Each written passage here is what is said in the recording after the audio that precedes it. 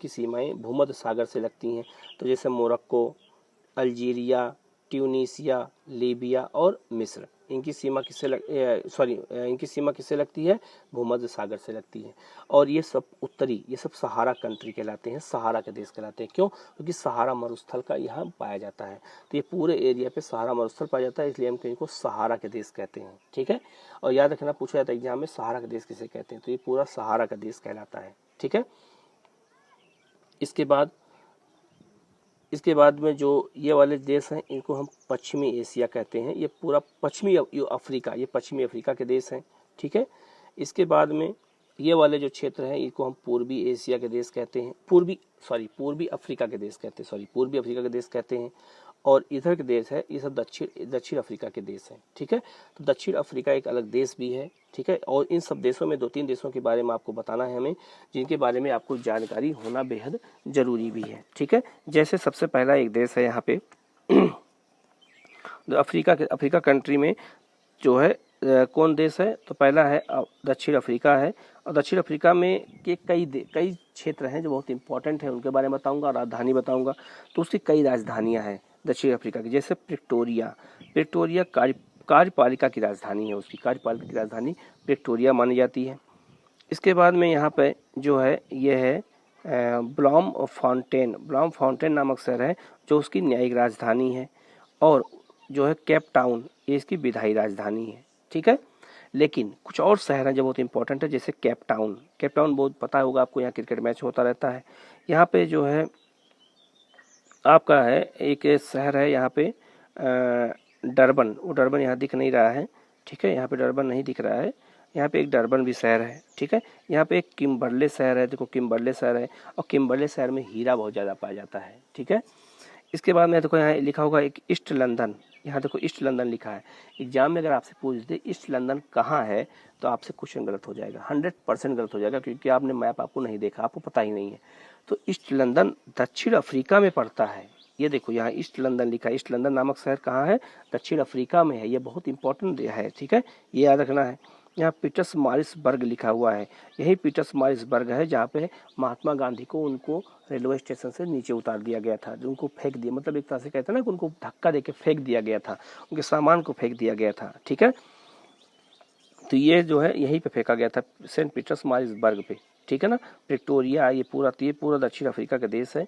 और ये बहुत जो है यहाँ पे महात्मा गांधी गए थे, क्रांति हुई थी, और इसलिए ये क्षेत्र बहुत फेमस भी है, इसके बारे में थोड़ा जानकारी होनी जरूरी है। ठीक है ना। इसके बाद नमीबिया, बोत्सवाना, जिम्बाब्वे देखा होगा, राजधानी उसकी हरारे है, क्रिकेट मैच खेलता रहता है। मोजाम्बिक, ये सारे देशों में हीरा बहुत ज़्यादा पाया जाता है। ठीक है ना, इसके बाद में और आगे बढ़ते हैं तो एक देश है, देखो यहाँ पे कांगो गणराज्य, और यहाँ है कांगो प्रजातांत्रिक गणराज्य, दो अलग अलग देश हैं, इनके बारे में याद रखना। एक जो है कांगो गणराज्य है, एक कांगो प्रजातांत्रिक गणराज्य, इसको हम जायरे भी बोलते हैं इस देश को। यहाँ पर जो है विषुवत रेखा गुजरती है, और यहाँ पे बहुत ज़्यादा वर्षा होती है, और इसलिए यहाँ पे क्या कहते हैं, विषुवत रेखीय वन भी पाए जाते हैं। ठीक है ना, इसके बाद में ये है आपका सोमालिया देश है, और ये बहुत ही गरीब देश माना जाता है। ठीक है, सोमालिया देश है ये। आगे एक शब्द आता है हॉर्न ऑफ अफ्रीका, आप लोग कॉपी में लिख लेना, हॉर्न ऑफ अफ्रीका, अफ्रीका की सींग, और फिर हॉर्न मतलब होता है सींग। तो हॉर्न ऑफ अफ्रीका में कौन कौन से देश शामिल होते हैं, या अफ्रीका की सींग में कौन कौन देश शामिल होते हैं?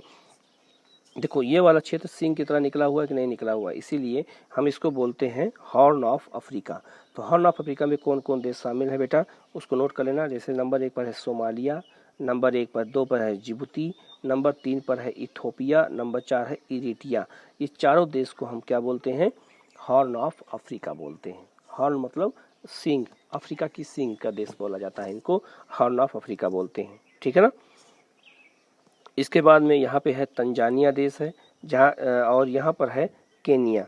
ठीक है, और ये है आपका केनिया भी क्रिकेट मैच खेलता रहता है, और ये बहुत बहुत अमीर देश नहीं है, यहाँ पे संघर्ष चलता रहता है। और यहीं पे है विक्टोरिया झील, युगांडा, रुवांडा, इन सब देशों में बहुत ज़्यादा तनाव रहता है, बहुत ज़्यादा वो रहता है, ठीक है, लड़ाई चलती रहती है क्योंकि यहाँ पे हीरे का उत्पादन बहुत ज़्यादा होता है और हीरे को लेकर के यहाँ के अलग अलग सरकारें, अलग अलग देश हमेशा युद्ध लड़ते रहते हैं। ठीक है, देखो यहाँ पर एक देश है सूडान, देखो सूडान है और 2011 में एक नया देश बना था इससे कट करके, वो है दक्षिण सूडान है यहाँ पे।